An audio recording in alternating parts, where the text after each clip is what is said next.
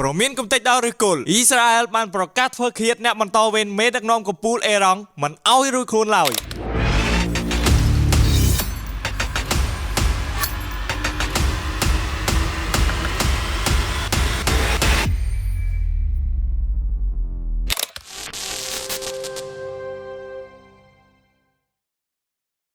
មជ្ឈមបូព៌ាកំពុងឡើងកម្ដៅដល់ចំណុចពុះកញ្ជ្រោលដោយអ៊ីស្រាអែលបានប្រកាសក្តែងក្តែងថាខ្លួននឹងតាមបោះសម្អាតអ្នកបន្តវេនមានដឹកនាំកំពូលអេរ៉ង់ទាំងអស់មិនថាបុគ្គលនោះគឺជានរណាឬលាក់ខ្លួននៅទីណាឡើយយោងតាមសារព័ត៌មាន NDTV រដ្ឋមន្ត្រីការពារជាតិអ៊ីស្រាអែលលោកអ៊ីស្រាអែលកាបានបង្ហោះសារយ៉ាងក្តៅគគុកកាលពីថ្ងៃពុធថារាល់មេដឹកនាំអេរ៉ង់ទាំងឡាយណាដែលឡើងមកបន្តផែនការកំទេចអ៊ីស្រាអែលឬគម្រាមកំហែងដល់ពិភពលោកសេរីនឹងត្រូវក្លាយជាគោលដៅដែលត្រូវកម្ចាត់ចោលជាដាច់ខាតលោកខាតក៏បានបញ្ជាផ្ទាល់ទៅកាន់កងកម្លាំងការពារជាតិរបស់អ៊ីស្រាអែល IDF ឲ្យត្រៀមខ្លួនប្រើប្រាស់គ្រប់មធ្យោបាយដើម្បីសម្រេចបេសកកម្មបោះសម្អាតនេះឲ្យខានតែបានការព្រមានដ៏គួររំភើបនេះកើតឡើងចំពេលដែលក្រុមប្រឹក្សាអ្នកជំនាញអេរ៉ង់ទើបតែសម្រេចលើកបន្ទប់លោក Mojtaba Khamenei វ័យ56ឆ្នាំដែលត្រូវជាកូនប្រុសរបស់លោក Ayatollah Ali Khamenei ឲ្យឡើងកាន់អំណាចបន្ទាប់ពីឪពុករបស់ខ្លួនតើពិភពលោកនឹងទៅជាយ៉ាងណាបើការប្រឈមមុខដាក់គ្នារបស់មហាអំណាចទាំងពីរនេះកាន់តែខ្លាំងក្លាបែបនេះបើយោងតាមការចេញផ្សាយដោយសារព័ត៌មាន